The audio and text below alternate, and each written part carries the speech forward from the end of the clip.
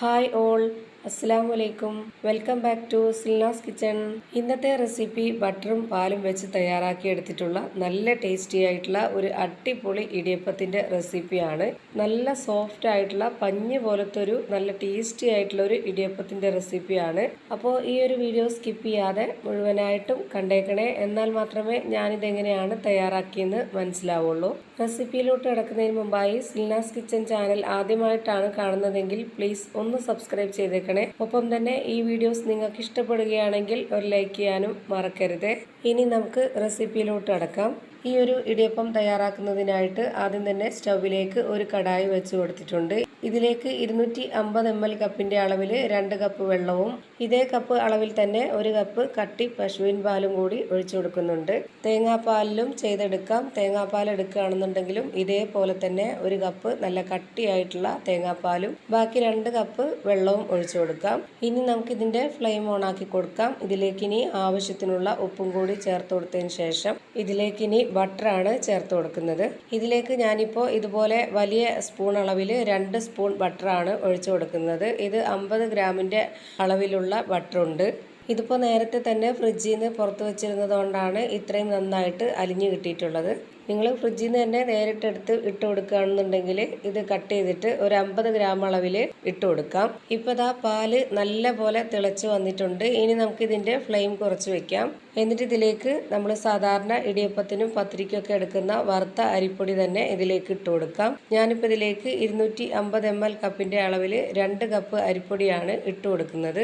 ഞാനിതുപോലെ കപ്പിൽ മുകൾ ഭാഗം നിറയാണ് പൊടി എടുത്തിട്ട് ഇട്ട് കൊടുത്തിട്ടുള്ളത്. ഇതുപോലെ എടുക്കുമ്പോഴാണ് ഈ ഒരു അളവ് കറക്റ്റായിട്ട് വരുന്നത്. നിങ്ങൾ ഇതുപോലെ പൊടി എടുക്കുമ്പോൾ കപ്പിൻ്റെ മുകൾ ഭാഗത്തുള്ള പൊടി തട്ടിയിട്ടാണ് ഇട്ട് കൊടുക്കുന്നതെങ്കിൽ വെള്ളത്തിൻ്റെ അളവും വ്യത്യാസം വരും. ഇപ്പം ഞാനിത് പൊടി ഇട്ട് കൊടുത്തതിന് ശേഷം മീഡിയം ഫ്ലെയിമിൽ ഇട്ട് കൊടുത്തിട്ട് പൊടി നന്നായിട്ട് ഇളക്കി കൊടുത്തിട്ടുണ്ട്. ഇപ്പോൾ ഇതാ വെള്ളവും മാവുമായിട്ട് നന്നായിട്ട് യോജിച്ച് കിട്ടിയിട്ടുണ്ട്. ഇനി നമുക്ക് ഇതിൻ്റെ ഫ്ലെയിം ഓഫ് ചെയ്ത് കൊടുക്കാം. ഫ്ലെയിം ഓഫ് ചെയ്തതിന് ശേഷം ചൂടാറിയിട്ട് നമുക്കിതൊന്ന് കുഴച്ചിട്ടെടുക്കണം. ഇപ്പോൾ ഞാനിതാ നല്ല പോലെ ചൂടാറാൻ വേണ്ടി വെയിറ്റ് ചെയ്തിട്ടില്ല. അത്രയും വേണ്ട. നമുക്കൊരു കൈകൊണ്ട് തൊട്ടാൽ കുഴപ്പമില്ലാത്ത ആ ഒരു ചൂട് സമയത്ത് നമുക്കിത് കുഴച്ചിട്ടെടുക്കണം. ഞാനിപ്പോൾ ഇത് കയ്യിൽ ഒട്ടിപ്പിടിക്കാതിരിക്കാൻ വേണ്ടിയിട്ട് കുറച്ച് വെള്ളത്തിലൊന്ന് കൈ കുടഞ്ഞെടുത്തിട്ടുണ്ട്.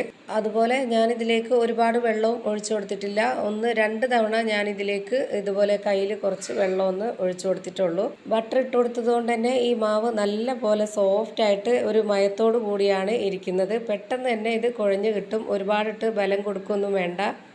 ഇപ്പം ഞാനിതാ കറക്റ്റ് ഒരു പരുവത്തിന് കുഴച്ചിട്ടെടുത്തിട്ടുണ്ട്. ഇനി ഇതിൽ നിന്ന് കുറച്ച് മാവ് എടുത്തിട്ട് ഇതുപോലെ ഈ ഒരു ഷേപ്പിൽ റെഡിയാക്കിയിട്ടെടുക്കാം. അടുത്തതായി ഞാനിവിടെ ഇടിയപ്പത്തിൻ്റെ ആ ഒരു സേവനാഴി എടുത്തിട്ടുണ്ട്. ഈ ഒരു സേവനാഴിയിൽ മാവ് ഒട്ടിപ്പിടിക്കാതിരിക്കാൻ വേണ്ടിയിട്ട് നമ്മൾ കഴുകിയ പാടത്തന്നെ ആ വെള്ളമൊന്നും തുടയ്ക്കാതെ തന്നെ നമുക്കിതിലേക്ക് മാവിട്ട് കൊടുക്കാം. അതല്ല ഇത് ഉണങ്ങിയിരിക്കുന്നതാണെന്നുണ്ടെങ്കിൽ ഇതിലേക്ക് കുറച്ച് എണ്ണയോ ഓയിലോ ഒന്ന് സ്പ്രെഡ് ചെയ്ത് കൊടുക്കണം. എന്നിട്ട് നമുക്കിതിലേക്ക് മാവിട്ട് കൊടുക്കാം. എന്നിട്ട് കൈകൊണ്ട് നന്നായിട്ടൊന്ന് പ്രസ് ചെയ്ത് കൊടുത്തതിന് ശേഷം വീണ്ടും അതേപോലെ ഒരു മാവും കൂടി വെച്ച് കൊടുത്തിട്ട് ഇതുപോലെ ഈ ഒരു അറ്റം വരേക്കും നമ്മൾ വെച്ച് കൊടുക്കരുത് മാവ്. അതിനകത്ത് ഈ പിരി ഇട്ട് കൊടുക്കുമ്പം അത് ഭയങ്കര ടൈറ്റായിട്ട് വരും. തിരിക്കാനായിട്ട് ബുദ്ധിമുട്ടാവും. അതുകൊണ്ട് കുറച്ച് മാവ് എടുത്ത് മാറ്റിയതിന് ശേഷം ഈ ഒരു പിരി ഇട്ട് കൊടുത്തിട്ട് ടൈറ്റ് ചെയ്ത് കൊടുക്കാം. ഇത് ഒട്ടിപ്പിടിക്കാതിരിക്കാൻ വേണ്ടി എണ്ണ സ്പ്രെഡ് ചെയ്ത് കൊടുക്കുകയോ അല്ലെങ്കിൽ വെള്ളം നനച്ചു കൊടുക്കുകയോ ചെയ്യുന്നുണ്ടെങ്കിൽ ഈ ഒരു പിരിയിലും കൂടെ അതേപോലെ ചെയ്തിരിക്കണം.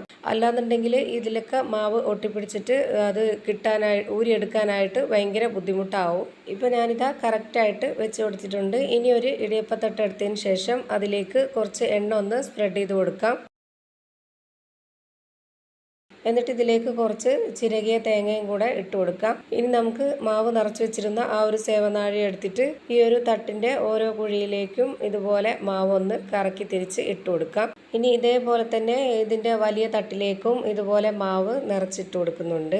ഇപ്പോൾ ദാ 2 തട്ടിലും മാവ് നിറച്ച് കൊടുത്തിട്ടുണ്ട്. ഇനി ഇത് വേവിച്ചെടുക്കാനായി ഇടിയപ്പത്തിൻ്റെ ചെമ്പിൽ വെള്ളം വെച്ച് കൊടുത്തതിന് ശേഷം അതൊന്ന് തിളച്ച് വരുമ്പോൾ അതിലേക്ക് ഇത് ഇറക്കി വെച്ച് കൊടുക്കാം. ഇതുപോലെ 2 തട്ടും ഇറക്കി വെച്ച് കൊടുത്തതിന് ശേഷം ഇതൊന്ന് അടച്ചു വെച്ചിട്ട് വേവിച്ചെടുക്കാം. ഇനി ഇതൊന്ന് വെന്ത് വരട്ടെ. ഇത് വേവുമ്പോൾ തന്നെ ഈ ഒരു ബട്ടറൊക്കെ ഉള്ളതുകൊണ്ട് ഒരു പ്രത്യേക മണമാണ് ഇതിന്. ഒരു 10 മിനിറ്റ് ആകുമ്പോഴേക്കും നമ്മുടെ ഇടിയപ്പം റെഡിയാവും. അപ്പോൾ തന്നെ ഫ്ലെയിം ഓഫ് ചെയ്ത് കൊടുത്തതിന് ശേഷം കുറച്ചൊന്ന് ചൂടാറിക്കഴിഞ്ഞാൽ ഇത് നമുക്ക് തട്ടിൽ നിന്നും ഇളക്കി ഇതുപോലെ ഇട്ട് കൊടുക്കാവുന്നതാണ്. അപ്പോൾ ദാ ബട്ടറും പാലും ചേർത്ത് തയ്യാറാക്കി എടുത്തിട്ടുള്ള നല്ല സോഫ്റ്റ് ആയിട്ടുള്ള പഞ്ഞ് പോലത്തെ ഒരു ഇടിയപ്പം റെഡി ആയിട്ടുണ്ട്. ഇത് നിങ്ങൾക്ക് കാണുമ്പോൾ തന്നെ മനസ്സിലാവുന്നുണ്ടാവും എത്രത്തോളം നല്ല പെർഫെക്റ്റ് ആയിട്ടാണ് ഈ ഒരു ഇടിയപ്പം റെഡിയായി കിട്ടിയിട്ടുള്ളതെന്ന്. ഇതിൻ്റെ കൂടെ ഏത് കറികൾ വേണമെങ്കിലും കഴിക്കാവുന്നതാണ്. സാധാരണ ഇടിയപ്പം തന്നെ മുട്ടക്കറിയുടെയും ഇറച്ചിക്കറിയുടെയും കൂടെ കഴിക്കാൻ ഭയങ്കര ടേസ്റ്റാണ്. അപ്പോൾ പിന്നെ ഇങ്ങനെ വേവിച്ചതും കൂടി ആവുമ്പോഴത്തേക്ക് പറയാനില്ല, ഭയങ്കര ടേസ്റ്റാണ്. ഞാനിപ്പോൾ ഒരു ട്രിപ്പ് ഇടിയപ്പം മാത്രമേ ഇതിൽ വേവിച്ച് കാണിച്ചിട്ടുള്ളൂ. ഒരു ട്രിപ്പും കൂടി ഉണ്ട്. ഞാൻ എടുത്തിട്ടുള്ള ആ ഒരു മാവിൻ്റെ അളവിന് 2 ട്രിപ്പ് ഇടിയപ്പം കിട്ടിയിട്ടുണ്ട്. അപ്പോൾ ഇത്രയേ ഉള്ളൂ ഇന്നത്തെ വീഡിയോ ഇഷ്ടമായാൽ ലൈക്ക് ചെയ്യാനും കമൻറ്റ് ചെയ്യാനും ഷെയർ ചെയ്യാനും മറക്കരുത്. അതുപോലെ തന്നെ ഞാനിടുന്ന പുതിയ വീഡിയോസ് നോട്ടിഫിക്കേഷനായിട്ട് കിട്ടുന്നതിന് വേണ്ടി സബ്സ്ക്രൈബ് ചെയ്ത് ബെല്ലൈക്കൺ അമർത്തി അതിൽ ഓൾ എന്ന ഓപ്ഷൻ എനേബിൾ ചെയ്ത് കൊടുക്കാനും മറക്കരുത്. പുതിയൊരു വീഡിയോയുമായി വീണ്ടും വരും. Thank you for watching.